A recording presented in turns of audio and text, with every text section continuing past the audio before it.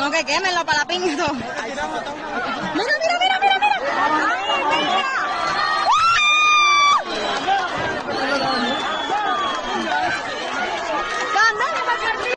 Stunning images are coming out of Cuba right now. Those were protesters setting fire to the Communist Party headquarters in Moron. According to the Associated Press, protest in central Cuba at local communist headquarters ends in 5 arrests. Now, this sort of mass violence and mass protest doesn't really happen in Cuba. They have a communist government with a socialist political system, so they don't exactly have the same rights that we do. Public protests, particularly violent ones, are exceedingly rare in Cuba. It's 2019 Constitution grants citizens the right to demonstrate, but a law more specifically defining that right is stalled in the legislature, leaving those who take to the street in legal limbo. Now, Cuba has a history of doing mass arrests. They arrest people who are just opposed to the government and who protest for liberty and want to see the downfall of this communist regime. So within that context, the burning down of the local communist headquarters is even more impressive. Now, it's not as if these protests just began last night. They've been going on for about 8 days now. It really came to a head when the country started going through these mass power outages. Power has been out for 20 hours at least each and every day. On top of that, bakeries, because they don't have any electricity, they're having to cook food using firewood. In fact, it's been 3 months since any oil and fuel has been sent to the country, so people started taking to the streets.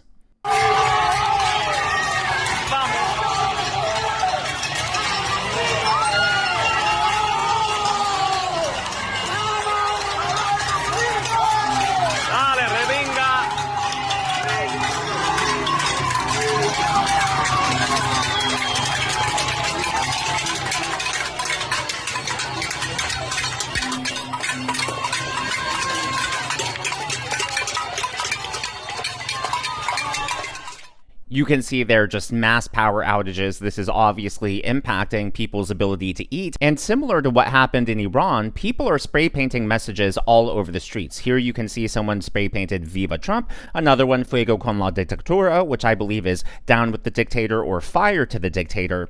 Now, the most interesting thing here is the timing of these protests. So it was last night that the headquarters were burnt down, and these protests have been going on for 8 days. But 7 days ago, President Trump himself said something that was largely overlooked because of what's happening in the Middle East and Iran. 7 days ago, Trump said that Cuba is about to fall. And when you just take a look at his statement 7 days ago, all of a sudden, 8 days later, we have protests on the streets, we have an organic uprising, and then you have the people in Moron, Cuba, burning down the local Communist Party headquarters. I don't know. It's almost as if everything is going according to plan. I've been hearing, as a little boy, I'd be hearing about Cuba. Cuba's a disaster. But I've been hearing so much about Cuba. But Cuba's in its last moments of life, as it was. It'll have a great new life, but it's in its last moments of life the way it is. And but our focus right now is on Iran. And we'll do that. I would say, what will you do? Take about 2 days off, Marco? No, he won't. Maybe an hour. He'll take 1 hour off, and then he'll finish up a deal on Cuba. That'll be an easy one. But it'll be the entire region that we're doing that. Many of you have come today, and they say, I hope you can take care of Cuba, because you've had problems with Cuba, right? You mentioned. Yeah, the Cuban regime is just facing intense pressure right now. Obviously, there were the blockades and the sanctions, and as if all of that wasn't bad enough, they really started feeling the pain about 3 months ago, when we took action in Venezuela and took out Maduro. I mean, that was a huge shock to Cuba, because they get most of their oil, they get most of their fuel from Venezuela. So that's why they've been facing all these power outages. I mean, the economic situation there was already bad enough, and this is just, I mean, it's the cherry on top. It could be the straw that breaks the camel's back. And again, they're not used to seeing these sorts of popular uprising, these mass protests, and protests that even turn violent. So this really seems to be something different. Here's another clip clip of crowds shouting for liberty. And compare that to what, I'm not trying to make it a contest between what happened in Iran, but in Iran, the protesters, they usually came out at night, right? Because they wanted to do so. Usually at night, it's safer. It's harder for the regime to track you down. There's safety in numbers. But here, it really showcases the desperation, the plight of the Cuban people, that they're coming out and protesting in the daytime, showing their faces. This is just something else.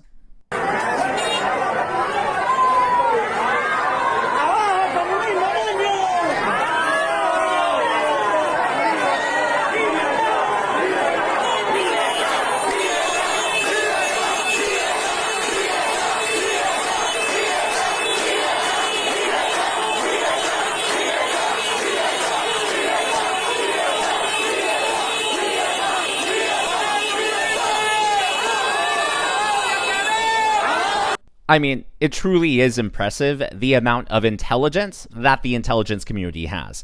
Just think about it. 7 days ago, President Trump says, almost offhandedly, Cuba is on the verge of collapse. And no one really pays attention because we're all focused on the Middle East. We're all focused on what's happening in Iran.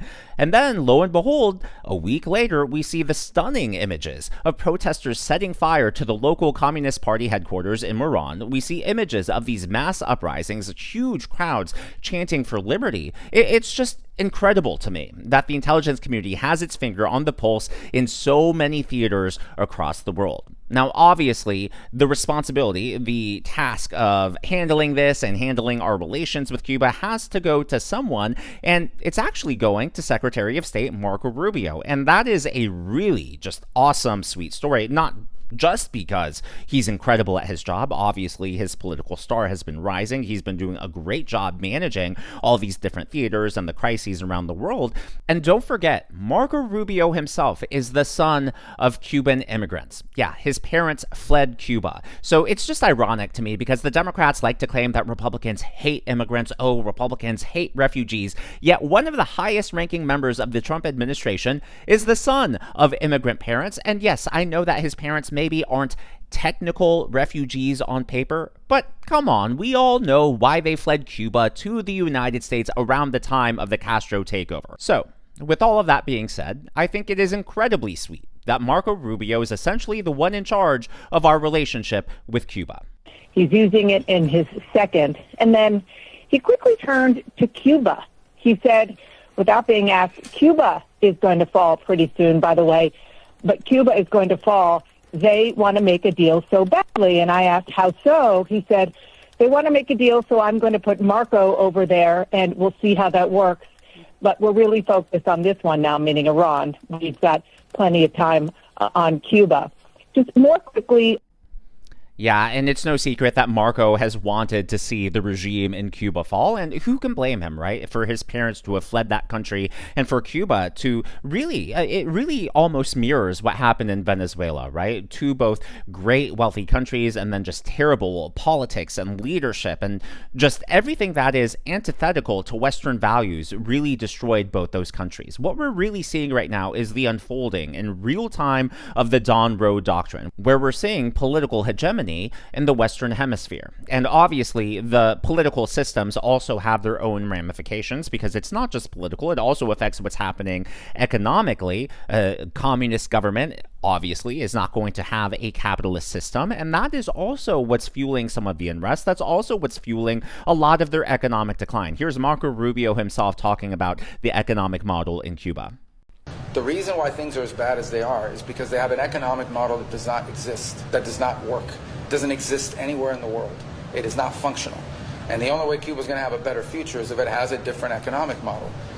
Yeah, and if you're worried about any military actions in Cuba, it doesn't look like that is in the plans. It doesn't look like that's in the cards anytime soon. First of all, just breaking earlier this morning, apparently we're seeing the regime in Cuba reaching out to the Trump administration, trying to come to some sort of agreement here. According to the New York Times, Cuban president acknowledges talks with the Trump administration, and the clearest overture yet is that Cuba has announced it's going to release 51 political prisoners. Don't forget what I said at the top of the video. video, right? They don't really have the First Amendment like we have it. They don't really have a right to protest. I mean, technically they have it on paper, but because it's not defined in their constitution, it really is a legally murky territory. And so whenever people are out, political dissidents, or maybe they're just protesting the regime, maybe just, I mean, they don't have to be doing anything violent. A lot of those people get arrested, put into prison, many of them tortured. And so for that to be an overture, hey, we're going to release 51 political prisoners, I think is a sign that they're taking it very seriously.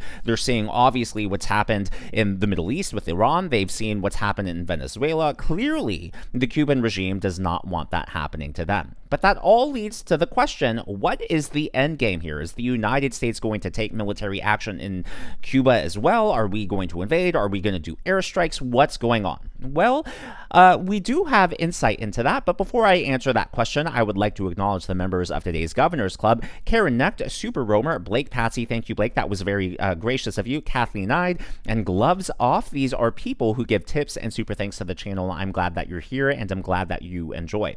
Well, the Daily Mail has great scoops, and I found that they've been really reliable when it comes to the reporting, and they say one White House insider suggests a palace coup is the likely endgame, where top generals desperate to protect their own vast business empires choose to topple President Miguel Diaz-Canel rather than fire on their own people, potentially installing a reformist junta to negotiate a lifeline with the U.S. administration. So seeing that quote from the Daily Mail, supposedly from a White House insider, seeing what Marco Rubio said about their economic fortunes, seeing what's been done in Venezuela and Iran, I just don't see this being another military intervention, and it really feels like that the Trump administration has a clear-cut strategy here, especially when you consider that the state of Cuba right now is almost a direct result of what happened in Venezuela just a few months ago. When we took out Maduro, all of a sudden Cuba couldn't get most of its oil, couldn't get most of its fuel from Venezuela. We're seeing the deterioration of their economy. That's led to mass uprisings in the streets.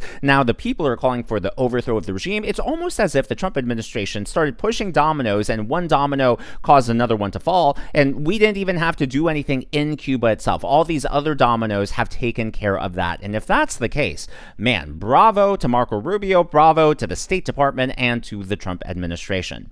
As always, though, all of this is just my analysis and commentary. That's what's happening in the world of politics from my point of view, and I would love to hear from you. So what do you think? Could this actually be the end of the communist regime in Cuba? Do you care? Should we as Americans care? Let me know your thoughts, your comments on that down in the comments section below. If you haven't already, please be sure to leave me a thumbs up. I know it's a simple thing to ask for, but it really does help me reach more viewers like you in the algorithm. Be sure to smash that subscribe button and to check out one of these videos.